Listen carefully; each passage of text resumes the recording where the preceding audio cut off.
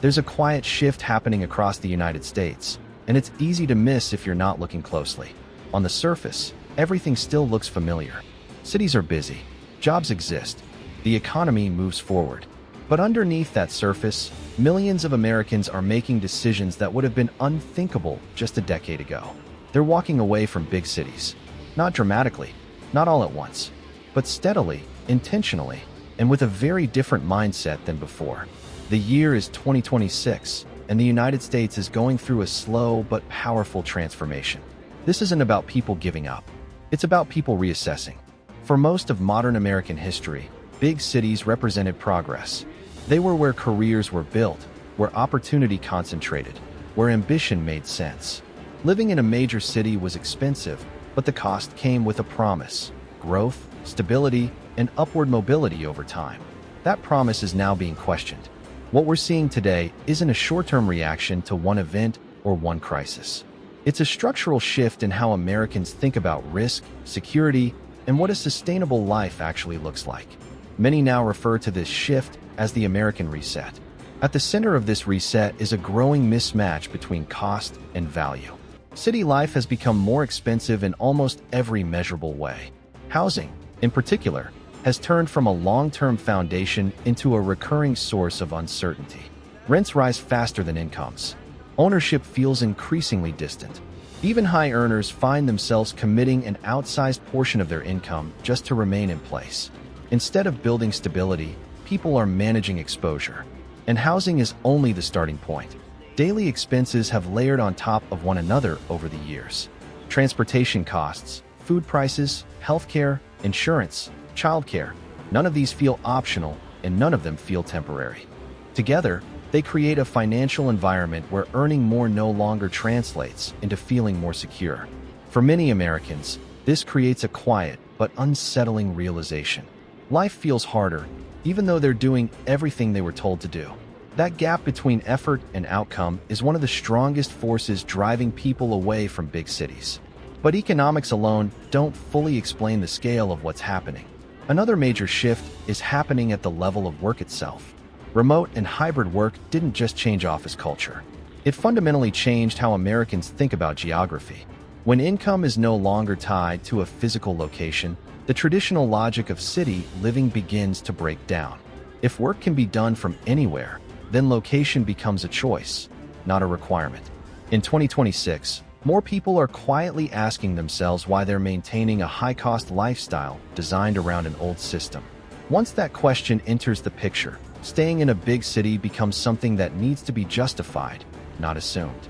And increasingly, that justification is hard to find.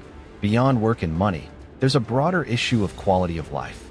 Daily life in many large cities now comes with constant friction.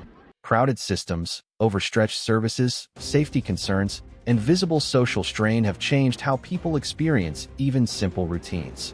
Over time, people stop engaging fully, not because they don't care, but because disengagement becomes a coping mechanism. When your environment demands constant alertness, it drains energy that could be used elsewhere. This affects families, but it also affects single professionals who once saw cities as energizing. The assumption that city life automatically leads to a richer, more fulfilling experience no longer holds for many people. Underneath all of this is a deeper factor that's harder to quantify, but impossible to ignore: psychological fatigue. Underneath all of this is a deeper factor that's harder to quantify, but impossible to ignore: psychological fatigue. City life in 2026 is mentally expensive. Constant stimulation, noise, competition, and pressure create a background level of stress that many people only recognize once they step outside of it. Burnout has expanded beyond work. It's become environmental. And when people realize that their exhaustion isn't personal failure, but a predictable response to theirs, leaving the city no longer feels like giving up. It feels like regaining control. This is where the American reset becomes less about location and more about values. The traditional goal was maximization, higher income, faster growth, more status. The emerging priority is different. It's about control and resilience. Control over housing costs. Control over monthly expenses. Control over time and energy. Control over mental and emotional well-being. This shift explains why the conversation has moved away from convenience and towards sustainability. Americans are thinking more long-term. They're evaluating not just what they can afford today, but what kind of life they can maintain for the next decade. Ownership is replacing access. Stability is replacing speed. Intentional design is replacing automatic participation. This doesn't mean rejecting modern life or progress. It means redesigning life around systems that feel durable instead of fragile. What's emerging is a new survival mindset, not driven by panic, but by calculation. Cities will continue to matter. They will always attract talent, culture, and innovation. But they are no longer the default framework for building a stable life. And that's the real reset. The American dream hasn't vanished. It's being renegotiated.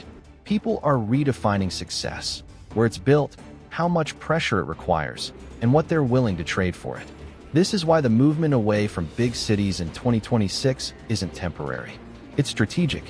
And in the years ahead, the most important question won't be who is leaving, but what replaces the old model. Because the future of American life won't be decided only in city centers. It will be shaped by the choices people make when they decide what kind of life is actually worth paying for. If this kind of long-form analysis helps you better understand how the U.S. economy, lifestyle, and cities are changing, consider liking the video and subscribing to the channel. This channel focuses on breaking down these shifts clearly, calmly, and without the noise, so you can see the bigger picture as it's forming.